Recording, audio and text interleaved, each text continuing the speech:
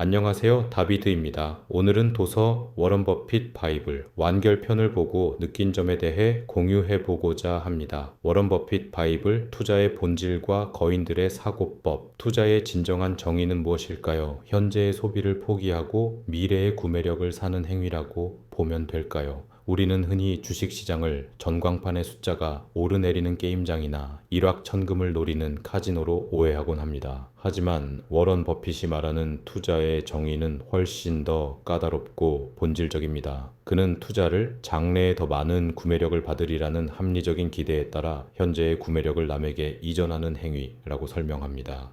쉽게 말해 오늘 내가 사고 싶은 최신형 휴대전화나 근사한 저녁 식사를 포기하는 이유는 10년 뒤 혹은 20년 뒤에 그 돈으로 지금보다 훨씬 더 많은 가치를 소비하기 위함입니다.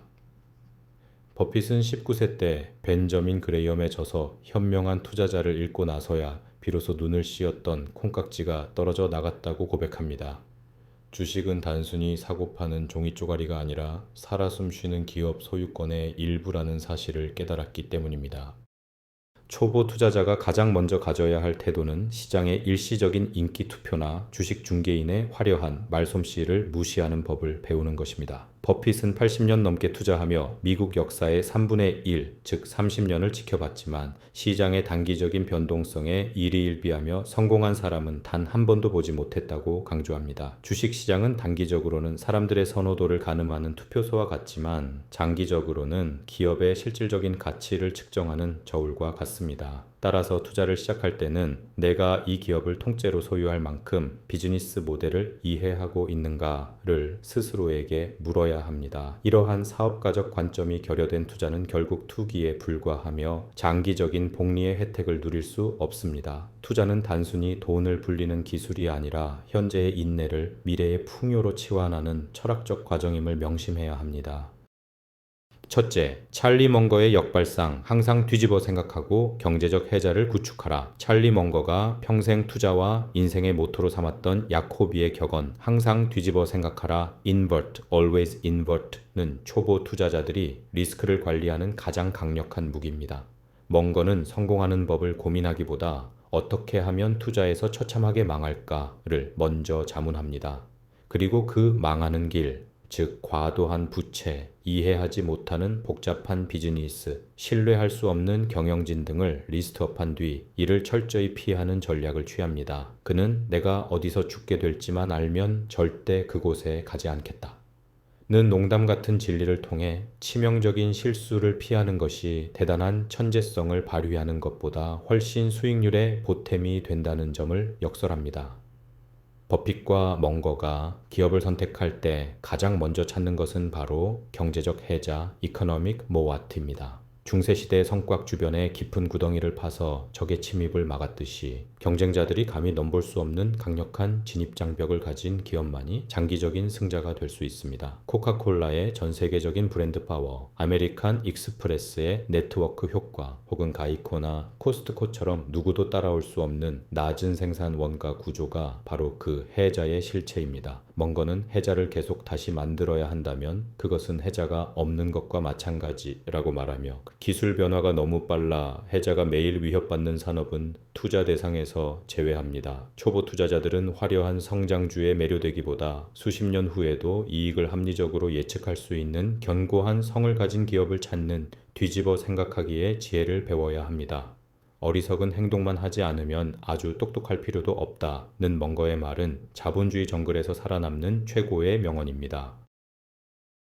둘째, 현금은 인내심의 무기, 기회는 질서정연하게 오지 않는다. 버크셔 해서웨이가 수천억 달러에 달하는 막대한 현금을 보유하는 이유는 마땅한 투자처를 찾지 못해서가 아닙니다. 그것은 압도적인 유동성을 유지하여 어떤 극단적인 외부 충격도 견뎌내고 남들이 두려워할 때 압도적으로 행동하기 위함입니다. 버핏은 2008년 금융 시스템이 심장마비를 일으켰을 때를 자주 회상합니다.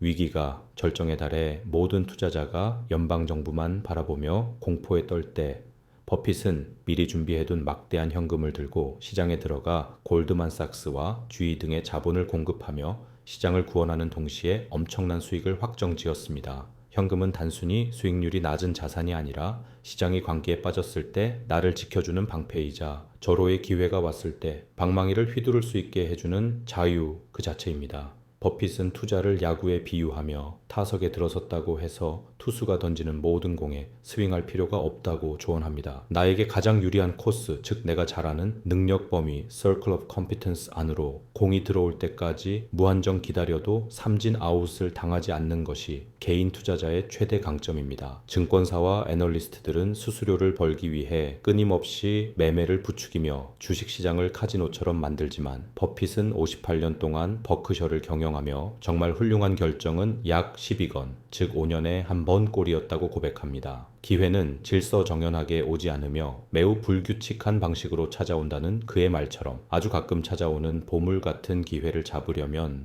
남들이 잔치를 벌일 때 인내하며 현금을 비축하는 용기가 필요합니다. 인내심은 지능보다 훨씬 더 강력한 투자자의 덕목이며 두 다리 뻗고 편히 잘 수 있게 해주는 최고의 안전장치입니다. 셋째, 생산적 자산과 복리의 마법, 비트코인 대신 농장과 기업을 사야 하는 이유. 워런 버핏은 세상의 자산을 크게 세 가지 유형으로 분류합니다. 현금성 자산, 금이나 가상화폐 같은 비생산적 자산, 그리고 기업이나 농장 같은 생산적 자산입니다. 버핏이 비트코인이나 금을 멀리하는 이유는 명확합니다. 그것들은 스스로 아무것도 생산하지 못하며 단지 나중에 누군가 나보다 더 비싼 가격에 사주기만을 바라는 폭탄 돌리기와 같기 때문입니다. 반면 훌륭한 기업은 제품을 팔아 이익을 내고 농장은 식량을 생산하며 아파트는 임대료를 냅니다. 버핏이 말하는 진정한 투자란 바로 이런 생산적 자산을 소유하여 거기서 나오는 산출물을 누리는 것입니다. 여기서 복리의 기적이 일어납니다. 버핏이 1994년 매수를 완료한 코카콜라의 사례를 보면 당시 취득 원가는 13억 달러였고 첫 해 받은 배당금은 7,500만 달러였습니다. 하지만 2022년이 되자 그 배당금은 무려 7억 400만 달러로 불어났습니다. 버핏이 한 일은 그저 코카콜라라는 위대한 기업을 믿고 기다리며 분기마다 보내주는 배당수표를 현금화한 것뿐입니다. 기업이 벌어들인 이익을 사업에 다시 재투자하여 가치를 키우면 주주는 가만히 있어도 자산이 눈덩이처럼 복리로 늘어납니다. 초보 투자자들은 일확천금을 노리고 변동성이 큰 투기판에 뛰어들기 쉽지만 버핏은 시간을 내 편으로 만들고 생산적 자산의 지분을 늘려가라고 조언합니다. 만약 종목 선정이 어렵다면 비용이 저렴한 S&P 500 인덱스 펀드에 꾸준히 투자하는 것만으로도 대부분의 전문가보다 나은 성과를 거둘 수 있습니다. 자신의 약점을 알고 단순함을 유지하는 투자자가 자신의 한계를 모르는 박식한 전문가를 이기는 곳이 바로 주식시장입니다.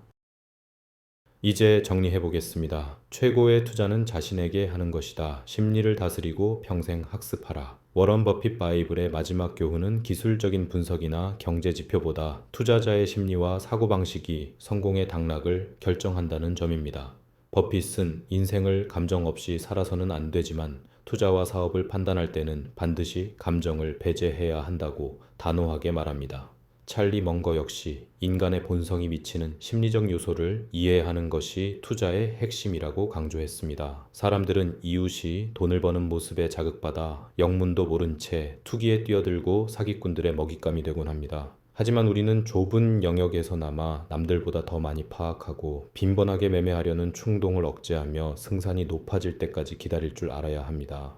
또한 버핏은 인플레이션이 닥쳐도 자신을 지켜줄 수 있는 가장 확실한 방법은 자신의 실력을 키워 수익력을 높이는 것이라고 강조합니다. 당신이 뛰어난 바이올린 연주자라면 화폐 가치가 아무리 떨어져도 사람들은 당신의 연주를 듣기 위해 대가를 지불할 것입니다. 돈은 남들이 뺏을 수 있어도 당신의 기량은 누구도 빼앗지 못합니다. 94세의 나이에도 버핏이 매일 방대한 자료를 읽으며 즐겁게 일하는 이유는 그가 단순히 돈을 벌기 위해서가 아니라 세상을 배우고 합리적인 결정을 내리는 과정 자체를 사랑하기 때문입니다. 멍거는 나는 위대한 인물들의 책을 읽었으므로 이미 그들 모두와 점심을 먹은 셈이다 라고 했습니다. 여러분도 이 기록들을 통해 거인들의 사고방식을 체득하고 시장의 소음에 휘둘리지 않는 단단한 내면을 갖추시길 바랍니다. 다음 영상에서도 투자에 대해 다룰 건데요. 버핏의 구체적인 기업 인수 원칙과 실전 투자 사례들을 통해 더 실질적인 지혜를 나누도록 하겠습니다. 오늘도 유익하셨다면 구독과 좋아요, 알림 설정 부탁드리며 다음에 또 다시 찾아오겠습니다. 다비드의 투자 노트였습니다. 감사합니다.